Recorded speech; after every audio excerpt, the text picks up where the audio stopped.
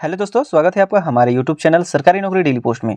दोस्तों, आज की इस वीडियो में अतिथि शिक्षक और छात्रावास के लिए जारी किए गए ऑफिशियल नोटिफिकेशन के बारे में जानने वाले हैं। एकलव्य आदर्श आवासीय विद्यालयों में शिक्षकों की आवश्यकता को पूर्ति करने के लिए अस्थायी रूप से यह भर्तियां निकाली गई हैं, जिसके लिए इच्छुक और पात्र उम्मीदवार ऑफलाइन के माध्यम से इन पदों पर आवेदन कर सकते हैं।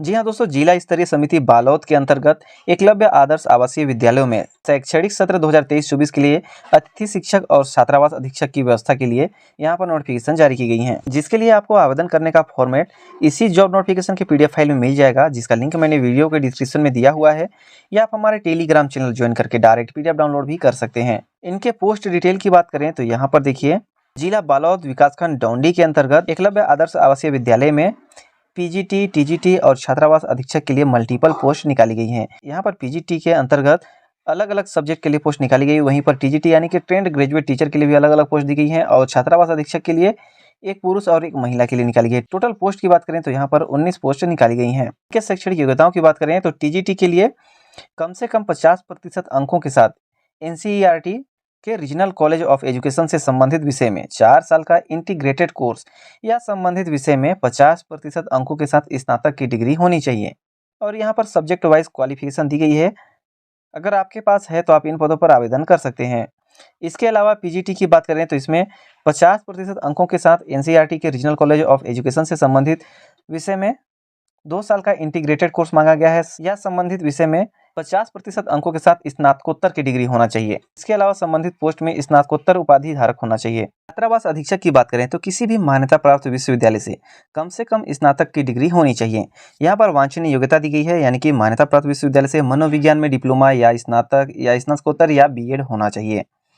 साथ में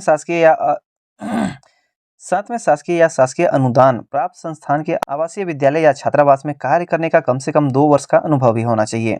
एज लिमिट की बात करें तो जो फ्रेश अभ्यर्थी होंगे वो पीजीटी और टीजीटी के लिए 1 अप्रैल 2023 की स्थिति में कम से कम 21 वर्ष से लेकर 60 वर्ष के बीच में होना चाहिए। छात्रावास अधीक्षक के लिए 26 से 45 वर्ष मांगा गया है, और जो सेवानिवृत्त शिक्षक होंगे उनकी अधिकतम आयु 65 वर्ष मांगी गई है। इसके अलावा उनको चिकित्सा सह फिटनेस प्रमाण पत्र भी जमा करना होगा। सिलेक्शन प्रोसेस की बात करें तो यहाँ पर देखिए, जो पात्र उम्मीदवार होंगे उनके शैक्षणिक योग्यता और अनुभव के आधार पर मेरिट सूची तैयार की जाएगी, और अगर जरूरी होगा तो साक्षात्कार भी लिया जा सकता है। जो शैक्षणिक मूल्यांकन के साथ साक्षात्कार के अंक जोड़कर अंतिम मेरिट सूची तैयार की जा सकती है। यहाँ पर चयन समिति के तौर पर चयन के लिए जिला स्तर पर समिति भी गठन किया गया है, यहाँ से आप देख सकते हैं। इनके द्वारा ही अंतिम निर्णय ली जाएगी। यहाँ पर पीजीटी के लिए योग्यता और अंक भार दिया गया है, यानी कि हायर सेकेंडरी के अंकों का 20% लिया जाएगा, स्नातक के अंकों का 30% लिया जाएगा, और स्नातकोत्तर के अंकों का 50 अंक ली जाएगी। वहीं पर अतिरिक्त अंक भी दिया गया है, अगर आपके पास कार्य अनुभव है तो यहाँ पर वर्षों के आधार पर आवंटित की गई है। इसी प्रकार यहाँ पर टीजीटी के लिए भी दिया गया है, आप यहाँ से चेकआउट कर लीजिएगा। इसके अलावा यहाँ पर नियुक्ति के संबंध में कुछ निर्देश दिए गए हैं, जिसे आपको आवेदन करने से पहले जरूर पढ़ लेना है। मानदेय की बात करें तो यहाँ पर देखिए, जो फ्रेश अभ्यर्थी होंगे उनके मानदेय का भुगतान कालखंडों के आधार पर किया जाएगा। यानी कि बात करें पीजीटी के लिए 320 रुपये प्रति कालखंड के मान से अधिकतम 45,000 रुपये प्रति माह देने का प्रावधान रखा गया है। वहीं पर टीजीटी के लिए 300 रुपये प्रति कालखंड के मान से अधिकतम 42,000 रुपये प्रति माह दिया जाएगा, जो कम से कम 5 कालखंड प्रतिदिन और अधिकतम 6 कालखंड आवंटित किया जा सकता है। वहीं पर बात करें छात्रावास अधीक्षक के लिए तो 1200 रुपये प्रति दिवस यानी कि अधिकतम 36,000 रुपये प्रति माह देने का प्रावधान रखा गया है।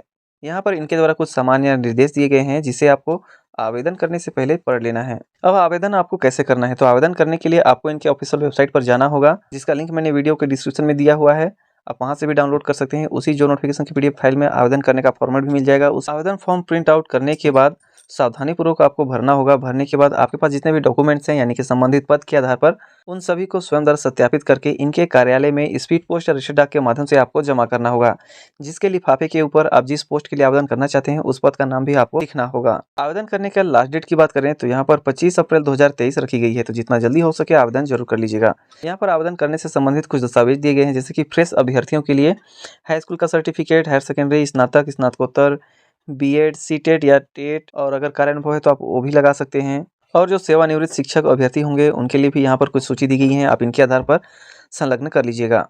जैसे कि दोस्तों मैंने बताया था, आपको इसी जॉब नोटिफिकेशन के पीडीएफ फाइल में आवेदन करने का फॉर्मेट भी मिल जाएगा। यहाँ पर इनके द्वारा मांगी गई समस्त जानकारियों को सावधानीपूर्वक भरने के बाद इनके कार्यालय में स्पीड पोस्ट या रजिस्टर्ड डाक के माध्यम से आपको आवेदन करना होगा। इसके अलावा जो एकलव्य आदर्श आवासीय विद्यालय में सेवानिवृत्त शिक्षक होंगे उनके लिए अलग से फॉर्म दिया गया है। इसके अलावा जो सेवानिवृत्त कर्मचारियों के लिए सेवानिवृत्ति के पहले अंतिम नियंत्रणकर्ता अधिकारी की अनुशंसा के लिए भी एक फॉर्मेट दिया गया है। तो दोस्तों यह रही एकलव्य आदर्श आवासीय विद्यालय में शिक्षकों और छात्रावास अधीक्षकों के लिए जारी किए गए ऑफिशियल नोटिफिकेशन के बारे में कुछ संक्षिप्त जानकारी अगर अच्छी लगी होगी तो लाइक कर दीजिएगा, और इस जॉब से रिलेटेड कुछ भी क्वेरी होगी तो आप कमेंट भी कर सकते हैं, और इसी तरह की जॉब नोटिफिकेशन की जानकारी सबसे पहले पाने के लिए चैनल को सब्सक्राइब करिएगा।